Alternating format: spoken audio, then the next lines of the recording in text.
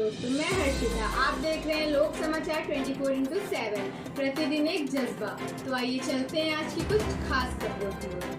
4-6 साल से ब्राह्मणों पर अत्याचार उत्तर प्रदेश के जातिवादी मुख्यमंत्री श्री आदित्यनाथ करवा रहे थे। तब भारतीय जनता पार्टी को याद नहीं आई ब्राह्मण समाज की, और अब जब चुनाव आया है तो प्रबुद्ध सम्मेलन 2022 के चुनाव में ब्राह्मण समाज जातिवादी आदित्यनाथ की बीजेपी सरकार के ताबूत में आखिरी कील ठोकेगा। अब चुनाव के समय भाजपा नाटक शुरू कर रही है, प्रबुद्ध सम्मेलन करके।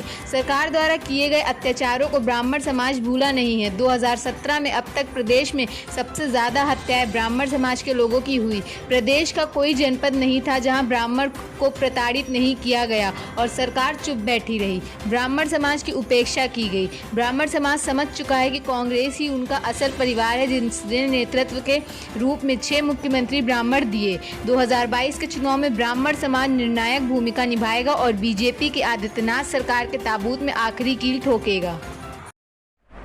अब जब चुनाव आया है तब भारतीय जनता पार्टी ने जो ये प्रबुद्ध सम्मेलन का नाटक करने की शुरुआत की है, ब्राह्मण समाज इसे भली भांति समझ रहा है। पिछले 4.5 साल से जब जातिवादी मुख्यमंत्री श्री आदित्यनाथ ब्राह्मणों पर अत्याचार करवा रहे थे, ब्राह्मणों की हत्या करने वाले, ब्राह्मणों को प्रताड़ित करने वालों को खुला संरक्षण दे रहे थे, उस समय भारतीय जनता पार्टी के नेताओं के मुंह पर ताले लगे हुए थे।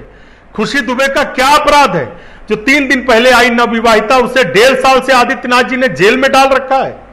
ब्राह्मण समाज को पता है ये बात कि असल में उनका जो परिवार है वो कांग्रेस ही है, जिन्होंने ब्राह्मण को उत्तर प्रदेश में मुख्यमंत्री के रूप में 6 बार स्थापित किया। उत्तर प्रदेश की भाजपा सरकार जातिवादी है, जिसने ब्राह्मणों को सबसे ज्यादा प्रताड़ित करवाने का काम किया है, हत्यारों को संरक्षण दिया है।